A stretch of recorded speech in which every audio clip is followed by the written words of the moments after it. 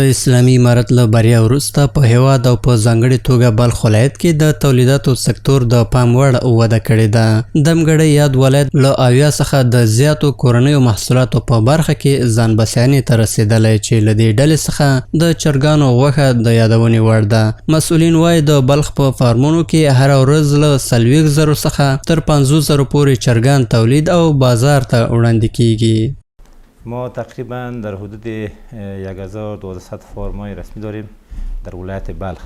البته که بسیار تعداد زیاد دمی فارمای ما مصرف کار هستند که امروز فضل خدا وطن ما و شما تقریبا در خود کفایی رسیده در بخش مقداری دیگه انشالله در آینده شاید بخیر از قدم بهتر شود. فضل خدا امروز شهر مزار شریف تقریبا روزانه در 40-50,000 مرغ تولید داره. مرغ تقریبا 30-35 تن گوشت توزیع داریم در بازار.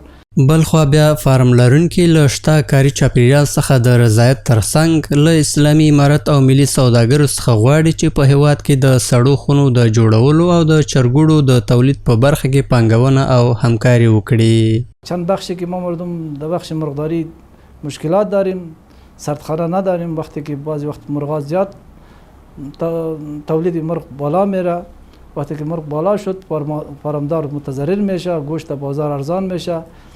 که وی سردخانه داشته باشیم که وقت ارزانی گوشت به قیمت مناسب از فارمدار بخریم، ذخیره کنیم در وقت ارزانی قیمتی مرغ، پس همون گوشتی که در سردخانه است در بازار عرضه کنیم. نه بازار ما مردم خراب میشه، نه برای مردم متضرر میشه، نه قیمت مرغ بالا میره. خواهش ما از تجارای ما، از دوستای ما که اینجا البته که واسطه‌بانی از دارن که سرمایه گذاری بکنن در بخش چوچه، اگر میره ماشینا را اینجا فعال بکنن و تولید ما از اینجا باشه، ای برای هموطنای ما، برای فارمدارای ما بسیار مفید تمام میشه.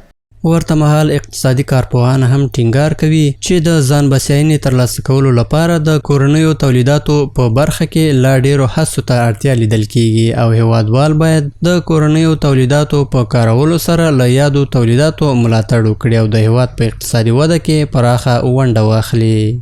باید موږ خپل داخلي تولیدات حمایه کړو، دوی ته اولیت ورکړو تر هر څه، ځکه چې داخلي تولید لکه زموږ خپل تولید چې ګټه و ټول ملک او ټول بیت المال ته رسیږي.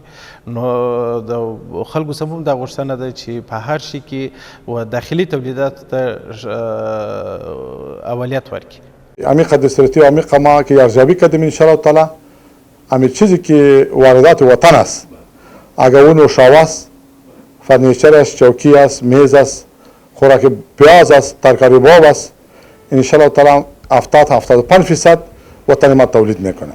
هیره دې نه وي چې اوس مهال په بلخ ولایت کې شاوخوا 1200 د چرګانو فارمونه فعالیت لري چې د دې ولایت د خلکو اړتیاو پوره کولو لپاره هره ورځ له 10 څخه تر 15 ټنو پورې د چرګانو غوښه بازار وړاندې کوي.